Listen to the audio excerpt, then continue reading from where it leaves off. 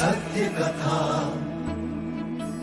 पुरुषार्थ कथा, सुनो सुनो सिद्धार्थ कथा।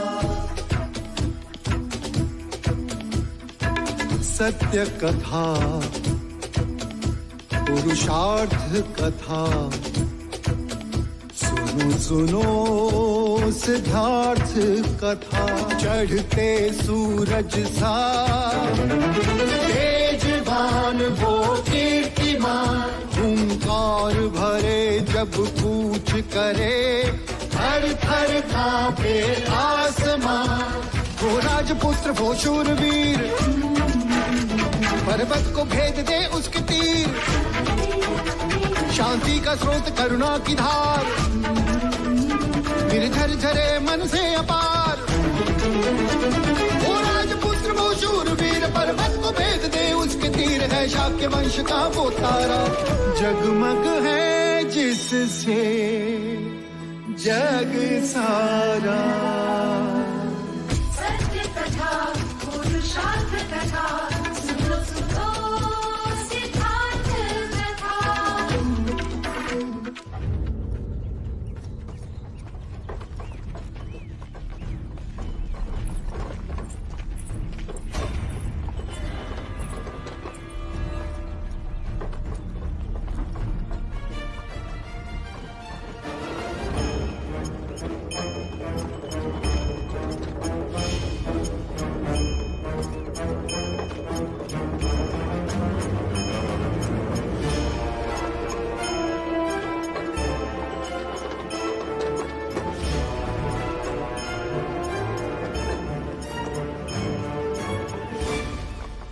ये सब क्या है युवराज? षड्यंत्र। षड्यंत्र? कैसा षड्यंत्र? किसने किया? और ये सब है कौन? है तो अपने ही मंझले का, न जाने क्यों पराये जैसे लग रहे। बलदेव और उर्मिला शाक्य सीमा पार कुशल कौशल राज्य की सीमा में प्रवेश कर चुके हैं। आप खुश तो है ना?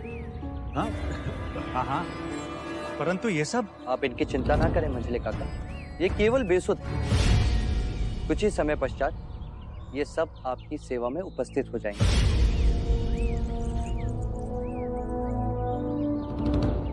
क्या आपको नहीं लगता मंझले काका कि अब हमें सिर्फ एक ही काम करना चाहिए? दूसरे देश के गुप्तचरों को नहीं, पहले हमें हमारे ही देश के राजद्रोहियों को ढूंढना चाहिए।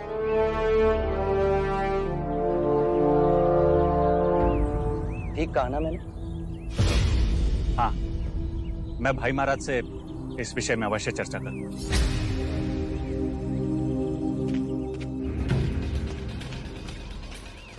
शिवराज, हमें महाराज को भी ये बात बता देनी चाहिए कि किसी ने आपके प्राण लेने की। नहीं चलना, बिना कारण बात को बढ़ाने से कोई लाभ नहीं। भले ही मंझले काका को इस बात को महाराज तक पहुंचाने की, परंतु हम नहीं बताएंगे। सारे हत्यारे असफल हो गए, बलदेव बच गया, हमारी सारी कौड़ियां उल्टी पड़ गई। मंगला, अब एक बात तो निश्चित कि महाराज शुद्धोधन हमारे देवदत्त को कभी भी अपना उत्तराधिकारी नहीं बनाएंगे। अब हमें प्रत्यक्ष सामने आना होगा। कैसे आ रहे?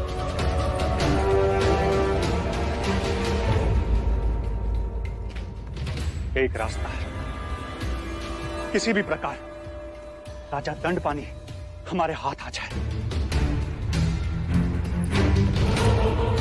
राजा दंडपानी? उनसे देवदत्त के उत्तराधिकारी बनने का क्या संबंध है आर्य? संबंध है मंगला। देवदत्त को उत्तराधिकारी बनाने के केवल दो ही रास्ते हैं। राजा दंडपानी की महाकौशल से घनिष्ठ मित्रता है और उनकी सहायता से हम महाराज प्रसन्नजीत तक पहुंचेंगे और फिर उनके साथ मिलकर कपिलवस्तु का राज पलट देंगे। और दूसरा रास्ता? यशोधरा। यशोधरा? हाँ मां। जब मैं यशोधरा को देवदाह पहुंचाने गया था, तब उसकी जन्म कुंडली देखने कुछ ब्राह्मणगण आए और उन्होंने ये भविष्यवाणी की थी। बधाई हो महाराज दंडपाणी। राजकुमारी यशोधरा की जन्म कुंडली में ऐसा ग्रह योग है कि उनका विवाह किसी चक्रवर्ती सम्राट से ही होगा।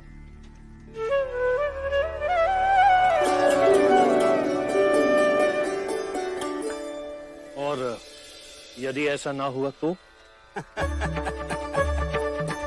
तो राजकुमारी के ग्रह योग उसे महाराज तो अवश्य बना ही देंगे। अर्थात वो जिससे भी विवाह करेंगी वो महाराज तो अवश्य बन जाएगा। अर्थात अब कुछ भी हो जाए, हमें देवदत्त का ब्याह यशोधरा से करवाना ही होगा।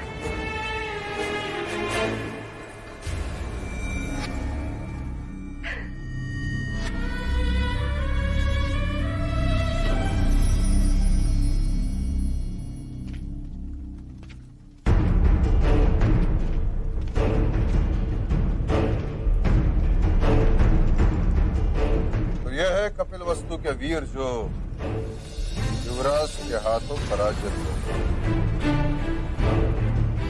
परंतु यह हुआ कैसे अनुज? भाई महाराज, ये प्रश्न तो आपको हमारे सेनापति जी से पूछना चाहिए। क्षमा चाहूंगा महाराज। युवराज सिद्धार्थ विद्वान होने के साथ साथ एक शूरवीर, तेज और पराक्रमी योद्धा भी। जैसे क्षत्रिय को होना चाहिए। हाँ महाराज, उन्होंने मेरा शस्त्र प्रयोग किए ही इन वीरों को परास्त कर दिया।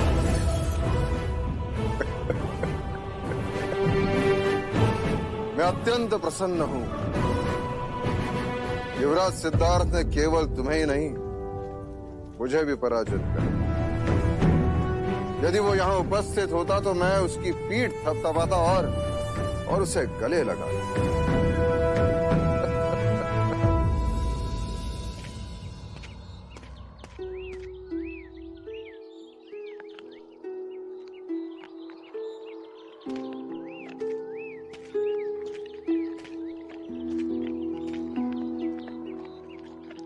कंठक, आज हमारे युवराज बड़े चुपचाप।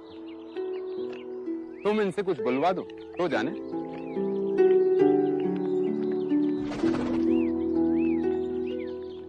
युवराज, आज तो आपको खुश होना चाहिए। इस उदासी का कुछ तो कारण होगा। आप कहें तो मैं कंठक को रथ पे हाथ दूं। सारे कुमार रंग भवन गए, आप जाना चाहेंगे?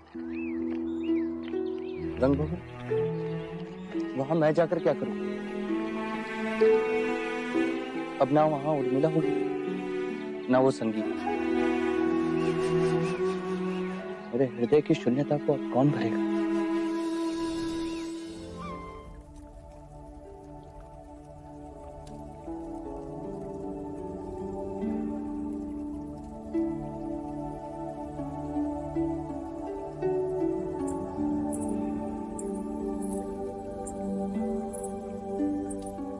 देव, श्रवस्ती से मेरे लिए क्या लाए? एक स्वप्न। स्वप्न? कैसा स्वप्न?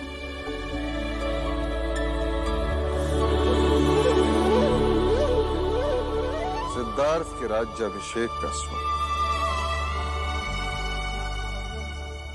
इस मुकुट में ऐसे रत्न जड़वाऊंगा कि कौशल नरेश प्रसन्नजित का मुकुट भी इसकी आभा के सामने बुझा दिखाई देगा। जान पड़ता है कि आज आप बहुत प्रसन्न हैं। हाँ देवी, आज मैं युवराज से अत्यंत प्रसन्न हूं। मैं आज तुम्हारे पुत्र ने मुझे भी पराजित कर दिया। वो कैसे? हमारे नाक के नीचे से बलदेव को बचाए, वो भी अकेले। आज उसने ये सिद्ध कर दिया कि वो चतुर होने के साथ साथ पराक्रमी भी है। अब समय आ गया है कि शाक्य संघ की परंपरा के अनुसार उसे दीक्षा दी जाए। शुभ कार्य में विलंब कैसा? शुभ मुहूर्त निकाल के राज्याभिषेक करवा दीजिए। हाँ देवी, मैं आज ही कुलगुरु वाचस्पति से शुभ मुहूर्त निकालता हूँ। शुभ मुहूर्त तो विवाह का निकालना चाहिए कुलगुरु से। विवाह का मुहूर्त?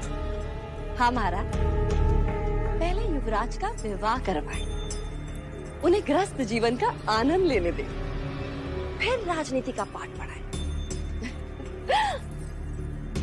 और फिर ये मुकुट उनके सर पर रखकर उन्हें सिंहासन सौंप दें।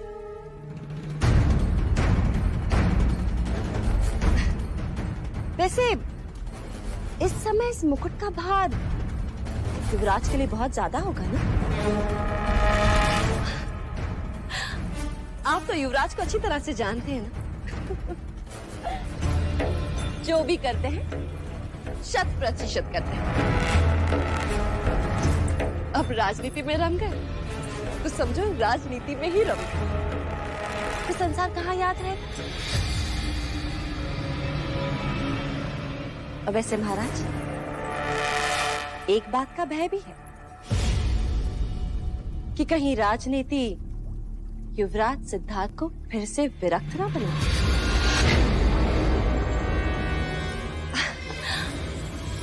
और भले आपको दादाश्री बनने की जल्दी ना हो, परंतु महादेवी प्रजापति को तो। क्या कहना चाहती हो तुम?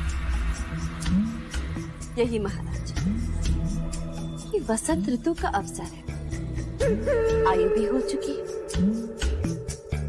यही सही समय है जब हमें युवराज और बाकी कुमारों का विवाह करवा देना चाहिए।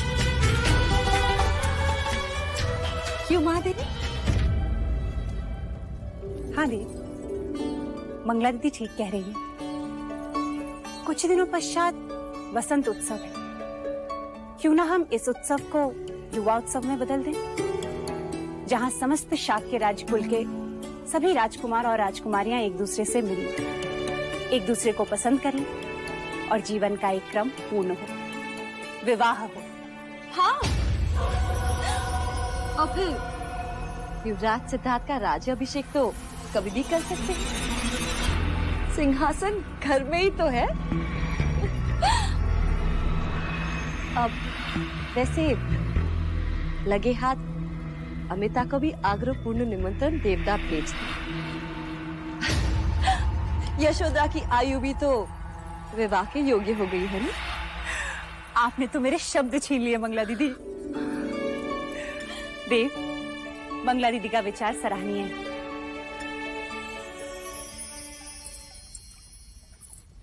अभी तो केवल शब्द छीने हैं महादेवी प्रजापति, तुम्हारी सारी खुशियां ना छीनूं तो कहना।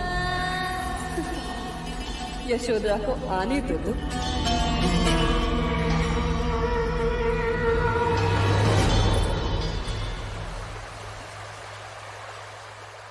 महादेवी, महादेवी, महादेवी, आज राज्यसभा में घोषणा हुई कि वसंत उत्सव में मिलने वाली शाक्य परिषद में युवराज सिद्धार्थ को संघ का सदस्य बनाया जाएगा। सच?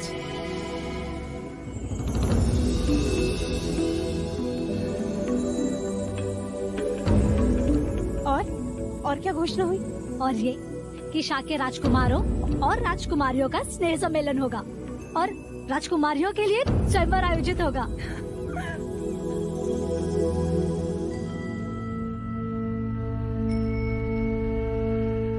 पर तू क्यों इतना खुश हो रही है?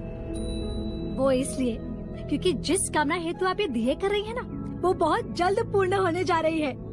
राजकुमारी यशोधरा आ रही है महादेवी, और अमिता दीदी के यहाँ देवदा में निमंत्रण भेजा जा चुका है। वर्षिका, तुझे पता है, मुझे यशोधरा बहुत पसंद है। बस अब ये देखना है कि उसे भी सिद्धार्थ पसंद आ जाए। तो आप एक दिया और कीजिए, क्योंकि आपकी ये इच्छा तो कब की पूर्ण हो चुकी है। क्या? वो कैसे? महादेवी, यशोधरा की आंखों में मैंने युवराज सिद्धार्थ के लिए प्रेम देखा है, और देवता जाते हुए कह रही थी कि देखना कुछ ही समय में मैं रानी बनकर लौटूंगी इस कपिल वस्तु में। और सिद्धार्थ सिद्धार्थ की आंखों में क्या है लौशिका? प्रश्न। वो तो स्वयं नहीं जानते कि उन्हें यशोधरा से प्रेम हो चुका है। वो अपनी प्रेम की परिभाषा ही ढूंढ रहे हैं। वो भी जल्दी ही मिल जाएगी। बस आपको उन दोनों को एक करना है। लो, अब तो शगुन का घंट भी बज गया। ईश्वर ने भी अनुमति दे दी। अर्थात यशोधरा को भी साथ बुलाया है।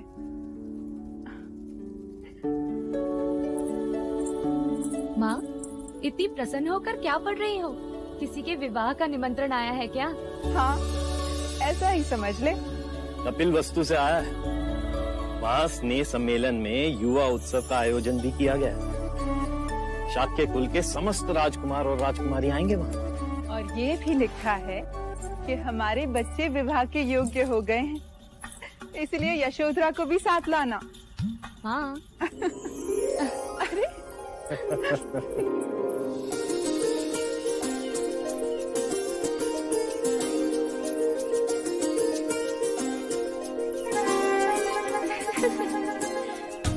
अच्छा, तो तुम अब कपिल वस्तु के राज परिवार की वधू बनोगी? ऐसे कैसे कह सकती है तू? सुना नहीं, हमारे बच्चे अब विवाह योग्य हो गए हैं। हमारे बच्चे अर्थात कपिल वस्तु के किसी एक राजकुमार के साथ हमारी यशोधरा की विवाह की बात छेड़ेंगे। बोलो, इसमें हमें कौन सी आपत्ति हो सकती है? वैसे भी वो शाक्य कुलाधीश हैं।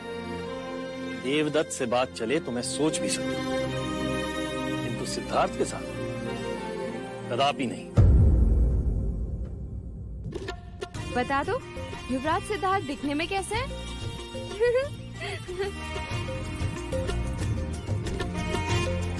शब्दों से परे है।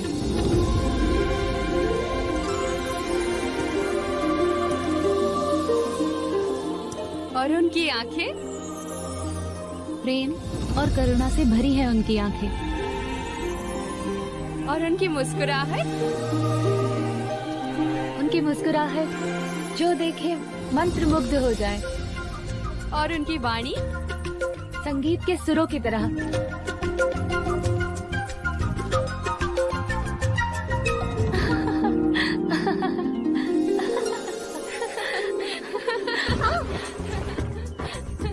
आज तक सुना था, आज देख भी लिया प्रेम में लोग कैसे गिरते हैं।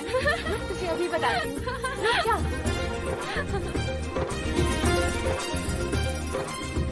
मुझे सिद्धार्थ पसंद है, परंतु मुझे देवदत्त पसंद है।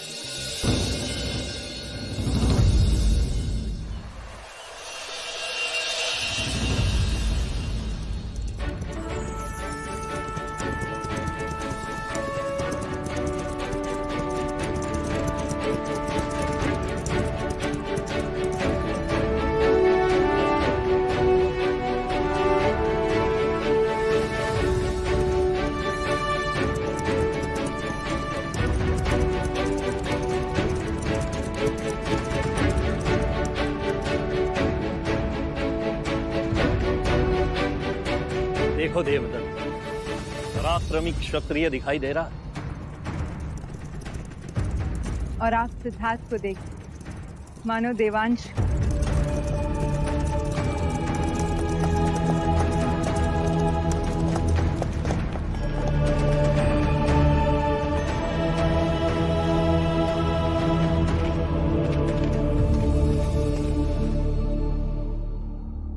सिद्धार्थ का प्रणाम स्वीकार करें राजा दंडपाणी।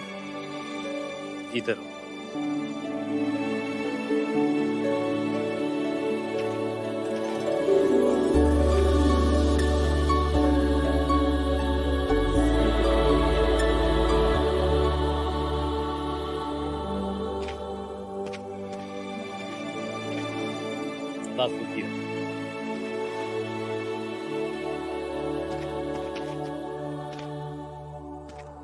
स्वागत है आपका कपिलवस्तु में।